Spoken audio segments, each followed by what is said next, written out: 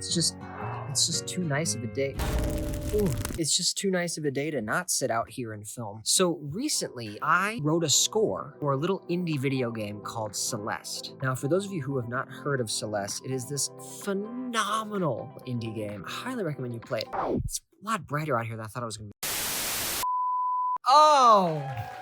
Much better. So for those of you who have not heard of Celeste, it is this fantastic indie game by a developer called Maddie Makes Games. And if you are into charming, beautiful, heartwarming, amazing, phenomenal, tear-jerking, exciting, adventurous, spooky.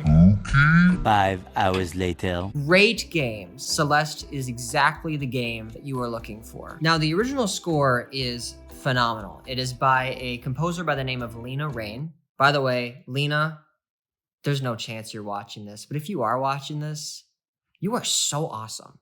I adore your music. Thank you so much for blessing us with your music.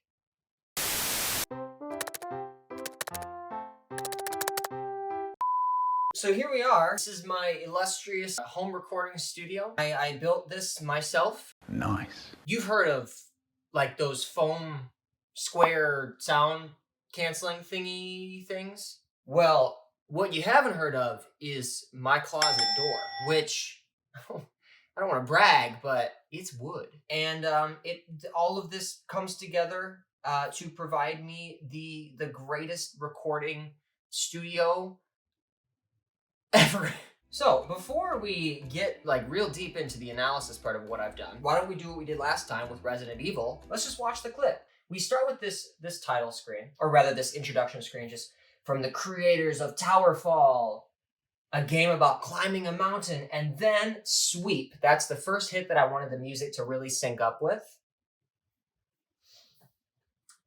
Sitting at a fire, bird lands on head, kind of a cute moment. Again, something like that, you could sync it up. This right here, that's the next moment, because it goes from kind of just sitting around, hanging out by the fire, you know, it's sort of a chill atmosphere. But then the action really starts right there. Right when she starts running. Just across. So, cool scenes showing off the game. Now, the next big moment in here, I didn't actually plan this, but once, as you can see, once the visuals started to get a little bit darker, I wanted the music to get a little bit more on the eerie and spooky side.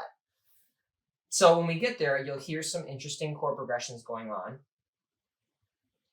And then there's only one other hit in this whole thing that I wanted here. So all this action is happening, getting people excited about the game. And then the next moment that I wanted to hit, it's coming up here. She's on this big adventure here. Right here. Snapshot. That snapshot. And then the sweep. That moment, that's like the final hit of the song because it is symbolizing, that's our trailer, get excited about the game. And I wanted to leave people with kind of like a, oh man. So what do we do? Well, why don't we listen to it? Simple piano, Austin out of there. Synth comes in, melody.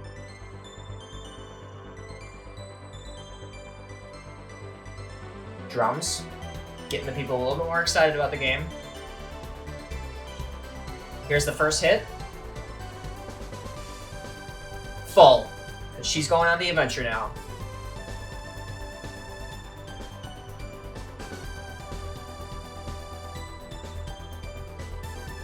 Now here's where it changes, a little bit spookier.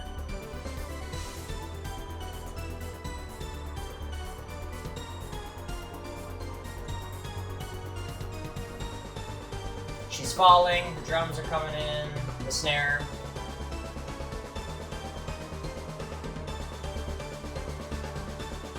And finally, drummer, bring us back into it.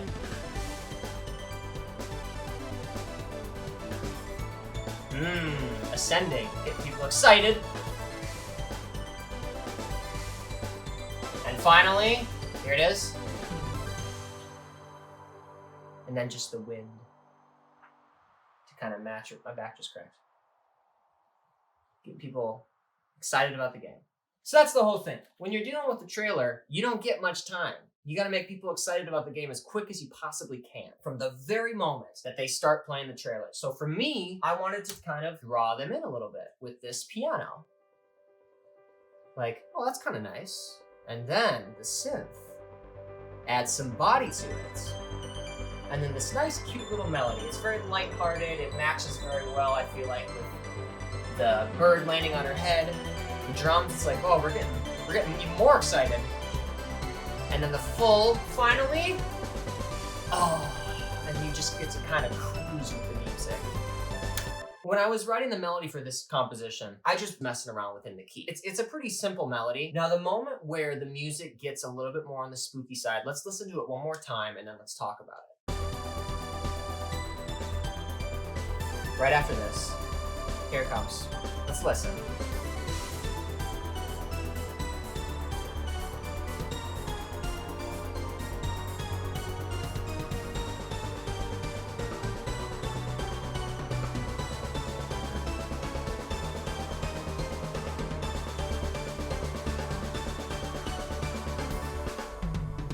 And then back into full. So what is actually happening harmonically there? So I knew that I wanted something on the spooky side. So I thought that using a lot of borrowed chords would accomplish that. So borrowed chords, for those of you who are not a fan of music theory, borrowed chords are literally when you borrow chords from another key. These can be secondary dominant chords, which those, for example, if you're in C major, the 5 or the dominant of C major is G major. 5, 1. So when you're listening, you tend to hear, where's it supposed to go? Where does it feel like it's supposed to go? Ba. Back to 1. That's a dominant 5, 1. So a secondary dominant is the 5 of the 5 chord. So if you're in C major, the dominant is G. What is the dominant of G? If you were in G major, the 5 is D major. So 5, 1. Okay? So going back to C major, the 5 of 5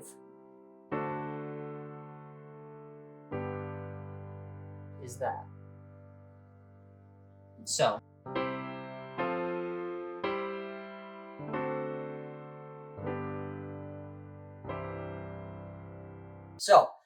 that kind of side spiel of borrowed chords, let's bring that back into this music. One of the greatest tips that I have ever received about composing is always start with a sketch, because it's so much easier to compose when you start with a sketch. So I use Dorico for all my sketches.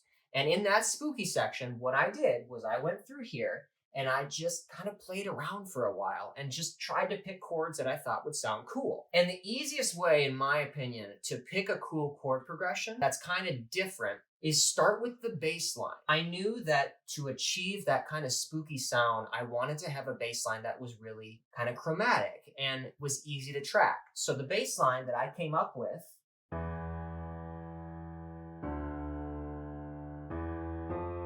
everything is stepwise, meaning the notes are right next to each other.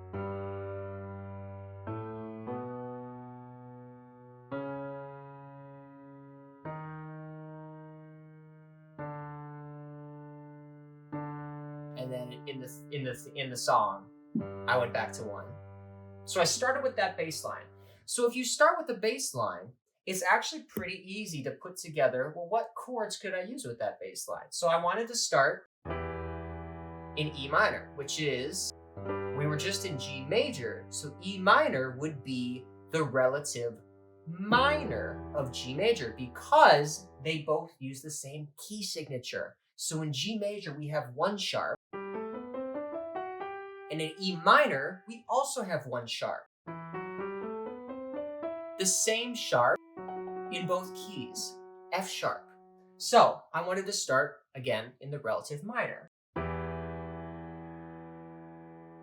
Pretty easy. And then That's kind of a cool sound. And here's the first borrowed chord. And honestly, when I'm messing around with borrowed chords, I don't really think about, oh, what keys can I relate this to? It definitely helps, but I feel like the more helpful way is just use your ears. Find a sound that sounds cool. You know, you can do the theory behind it, but I just decided to go, that sounds cool. Now let's resolve it. And apologize if this is a little too confusing, but just for now, I'm gonna throw everything at you and then we can maybe go into depth in another video. So common tone, E flat minor over G flat into G minor. They have B flat in common. So your ear is able to track with it. I went back to B minor. Now a word from our sponsors. Hi, I'm so sorry to interrupt this video, but I have to make an announcement. I have an editor now, which I'm so excited about because now I can do stuff like this. Whoa, I'm on a spaceship. Oh, I'm in Mordor. There's an ogre. Donkey! Ah! Lasers.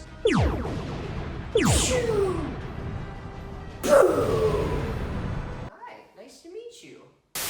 And now back to your regularly scheduled program. So why don't we bring it all back around and listen to the progression one more time, and then let's hear it in the context of the score. Kind of a spooky sound resolved to a minor, and now another spooky sound. Where is this going? Where is it gonna end? Oh, the most dissonant chord yet, and finally, oh, we're finally getting back to a comfortable spot. So that's the progression that I came up with. And again, all of that started with me just write the bass line first. It helps me the most. Bass line and melody, and then figure out everything else. Start with those two things. Those are like the two, what do people who do construction say? Those they're the blueprints. You can say they're the blueprints. Now let's listen to it in context with the music.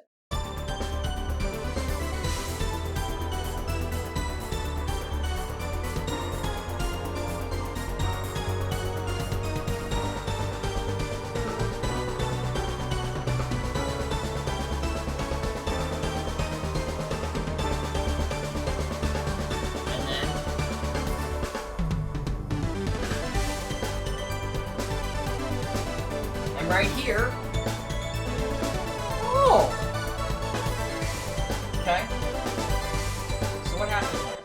So basically what that is, going back to some music theory, normally in a major key, the second chord is minor.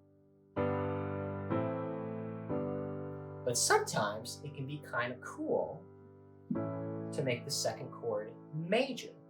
And if you, oh boy, we could really go down a rabbit hole here. Let me just tell you this. When the 2 is major, you're using the Lydian mode. So the Lydian mode in a major scale is when the 4th note is raised up a semitone. So instead of this, you get this. So relating it to triads or stacked chords, 1, 3, 5, you get a major second chord. And that's all that's happening there. Let's listen to it in context. Right here, A major. That's kind of a nice sound. And then back down. 3 times the charm, and resolve. I will tell you too, so something that I prefer to do, and it can sometimes feel like it's a lot of extra work, but it just adds so much life to your score, is when you are writing a drum part. For example, Logic has a lot of ways that you can just add an automatic drummer, which is really convenient, but in my opinion, the drummer should have just as interesting of a part as everyone else. So when you are writing a drum part, don't just do it automatically. Go in there, pick all the sounds, and play along. Play the drum beat if you can, that you'd want to hear your drummer play. And imagine a real drummer as well. Give them fills, give them slight variations in the beat. Don't just go boom, boom, ga, boom, boom, boom, ga, boom for 2.5 minutes, because that's boring for a drummer. If you'd like to stay up to date with all my latest uploads, I would love it if you'd hit the subscribe button and also the bell icon so you are notified every time that I post. And please, in the comments, if you made it this far, what is your favorite score of all time? It can be a video game, a TV show, a movie, or even your favorite composer. I just want to know, what are you listening to? Because I want to listen to it, because I love hearing new music. And if there is more stuff that you'd like for me to rescore or something that you'd like for me to write, let me know that in the comments as well. And to end this video, let's just watch the whole clip one more time with my score without me talking. Thank you so much.